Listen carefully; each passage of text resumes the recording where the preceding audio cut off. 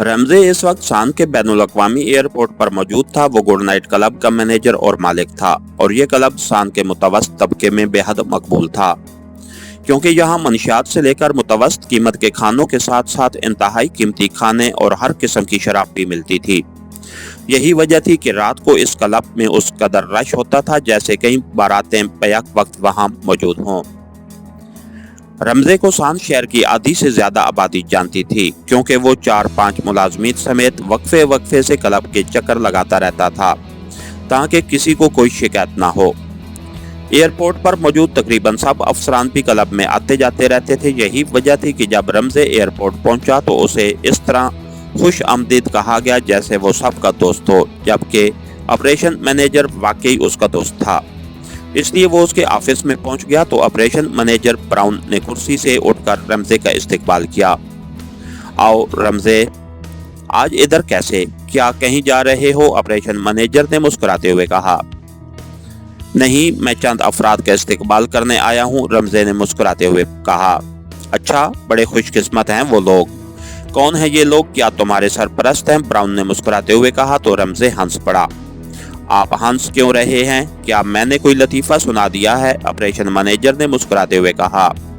हाँ, ये वाकई लतीफ़ा बन गया है। मैं जिन लोगों के इस्तकबाल करने आया हूँ मैंने उन्हें देखा तक नहीं हुआ और सिवाय एक आदमी के बाकी किसी का नाम भी नहीं जानता, और इसलिए मैं तुम्हारे पास आया हूँ कि तुम इस सिलसिले में मेरी मदद कर सको। और तुम कह रहे हो कि वो मेरे क्लब के सरपरस्त हैं? रमज़े ने मुस्कुराते हुए कहा। ओह अच्छा, सॉरी, मैं बहरहाल आपकी हर तरह से मदद करने के लिए हाजिर हूँ, ऑपरेशन मैनेजर ने कदरे संजीदा होते हुए कहा। इसराइल से थोड़ी देर बाद आने वाली एक परवाज में 4 अफराद सवार हैं, जिनमें 2 मर्द हैं और 2 औरतें। ये इकट्ठा ग्रुप है।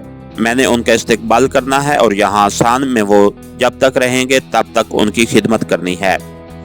ऐसी सूरत में मेरे क्लब को बहुत फायदा होगा, लेकिन मैं उन्हें पहचानता नहीं और हो सकता है कि वो एयरपोर्ट से निकल जाएं और मैं उन्हें ट्रेस ही न कर सकूं, तो ये मेरे लिए बहुत नुकसान का बायस होगा। इसलिए मैं आपकी मदद चाहता हूं, रमज़े ने मुस्कुराते हुए कहा।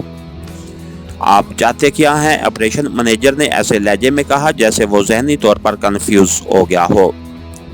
उस ग्रुप के लिए सीटों की बुकिंग इकट्ठी की गई होगी और उन्हें बोर्डिंग कार्ड भी इकट्ठे ही इशू किए गए होंगे।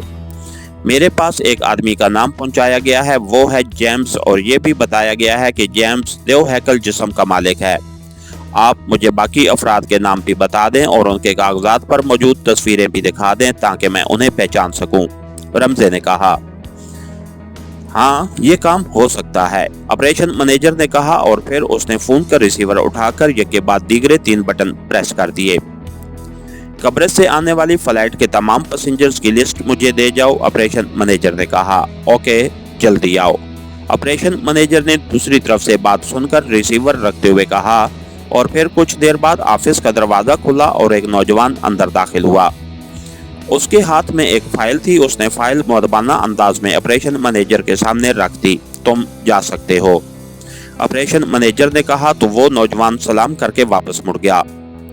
ऑपरेशन मैनेजर ने फाइल खोली और फाइल में मौजूद कागजात चेक करने में मसरूफ हो गया, जबकि मेज की दूसरी तरफ कुर्सी पर रमज़े इत्मीनान से बैठा हुआ था। ओह, यही है मिस्टर जेम्स। ये देव हैकल क्या पूरे देव हैं, और ये उनके 3 साथी मिस्टर जैकब, मैडम मार्गरेट और मैडम डेनी, ये इकट्ठे ही हैं और कोई 4 अफराद का ऐसा ग्रुप नहीं है कि उसमें 2 मर्द और 2 औरतें शामिल हों। ऑपरेशन मैनेजर ने फाइल रमज़े की तरफ बढ़ाते हुए कहा। रमज़े ने फाइल ली और कागजात देखने लगा। हाँ, यही लोग हैं, जेम्स, जैकब, मार्गरेट और डेनी, रमज़े ने कहा और फाइल वापस कर दी। ओके, बेहद शुक्रिया, क्लब आओ तो मुझे इतला जरूर देना, ऐश करा दूंगा, रमज़े ने उठते हुए कहा। थैंक यू, ऑपरेशन मैनेजर ने कहा, और फिर रमज़े उससे मुसाफिया करके वापस ऑफिस से बाहर आ गया।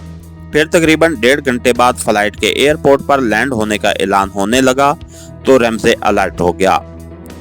कर्नल हार्क ने खसूसी तौर पर उसे फोन करके जेम्स और उसके साथियों की हर किस्म की इमदाद करने का हुक्म दिया था। रमज़े का ताल्लुक रेड वुल्फ के सुपर चीफ कर्नल हार्क से था, क्योंकि कर्नल हार्क एक बार शान आया तो वो उसके क्लब भी आया था और फिर यहाँ से जाते हुए वो रमजे से मिला और उसे रेड वुल्फ एजेंसी में शामिल होने की पेशकश की। रमजे इतनी बड़ी और ताकतवर तंजीम में शामिल होकर बेहद खुश हुआ था और उसने कर्नल हार्क के लिए बड़े बड़े काम किए थे, जबकि रेड वुल्फ की तरफ से उसे कसीर सरमाया मिला था। अब कर्नल हार्क ने उसे फोन करके जेम्स और उसके ग्रुप की, जिसे सुपर प्लस ग्रुप का नाम दिया गया था, मदद करने का हुक्म दिया था और कहा था कि वो सुपर प्लस ग्रुप के लिए जो भी काम करेगा उसे उसका डबल मुआवजा दिया जाएगा। यही वजह थी कि रमजे उनसे मिलने के लिए बेचैन हो रहा था। कर्नल हार्क ने उसे बता दिया था कि ये ग्रुप पाक एशिया सीक्रेट सर्विस के खात्मे के लिए सान आ रहा है, क्योंकि लारा हलाक हो गई थी और मार्टिन वापस चला गया था। इसलिए उसने कोशिश करके इमरान और उसके साथियों की रिहाइशगाह ट्रेस कर ली थी और फिर फ्लाइट लैंड होने पर उसने बआसानी देव हैकल जेम्स को पहचान लिया, जिसके साथ एक मर्द और 2 स्मार्ट औरतें थीं। वो चारों ग्रुप की सूरत में आउटर गेट की तरफ बढ़ रहे थे। हेलो मिस्टर जेम्स, मेरा नाम रमजे है, रमजे ने आगे बढ़ते हुए कहा। ओह, तो तुम हो रमजे, सुपर चीफ ने तुम्हारी बहुत तारीफें की हैं। इनसे मिलो, ये मेरे साथी हैं, जेम्स ने उससे मुसाफिर करते हुए कहा और फिर उसने रमजे का तारुफ जैकब, मार्गरेट और डैनी से भी करा दिया। आप किसी होटल में रहना पसंद करेंगे या प्राइवेट रिहाइशगाह में? रमजे ने जेम्स के साथ आउटर गेट की तरफ बढ़ते हुए कहा।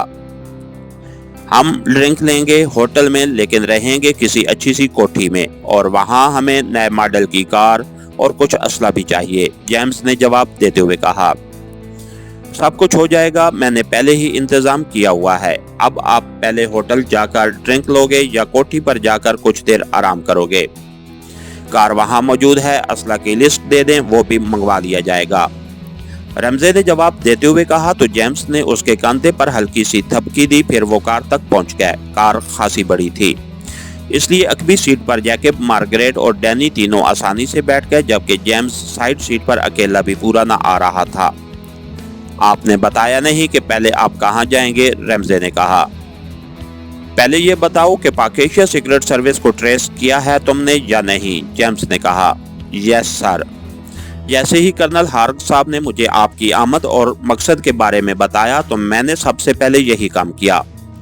मार्टिन और लारा के लिए पहले मैंने उन्हें तलाश कर चुका था, लेकिन उस कोठी को चेक किया गया तो मालूम हुआ कि वो खाली की जा चुकी थी। लेकिन उन्होंने जिस आदमी से कोठी ली थी वो मेरा दोस्त था। मैंने उससे मालूम किया तो उसने बताया कि उसने इन लोगों की फरमाइश पर दूसरी कॉलोनी में बड़ी कोठी दे दी है, और फिर मैंने वो कोठी चेक की तो उसमें वो लोग मौजूद थे। वहां से मैं सीधा एयरपोर्ट पर आपके इस्तकबाल के लिए चला गया, रमजे ने तफसील से जवाब देते हुए कहा।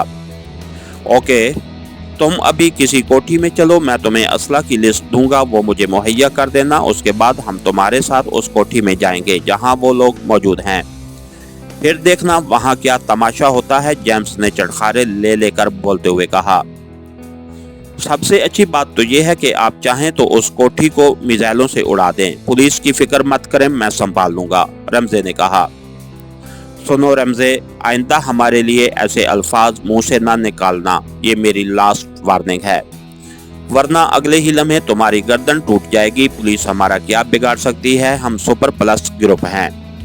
रहा कोठी को मिसाइलों से उड़ाना तो ये तो होगा ही, लेकिन पहले उन पाकिस्तानी एजेंटों की हम हड्डियां तोड़ेंगे, फिर उन्हें गोलियां मार देंगे और आखिर में कोठी को मिसाइलों से उड़ा देंगे।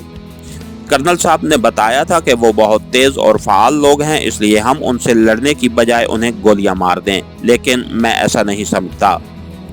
अभी तक कोई ऐसा इंसान पैदा नहीं हुआ जो जेम्स से लड़ सके। मेरे सामने आने वाले की एक थप्पड़ में गर्दन टूट जाती है, जेम्स ने मजे ले लेकर बात करते हुए कहा, और रमजे ने इस बात में सर हिला दिया।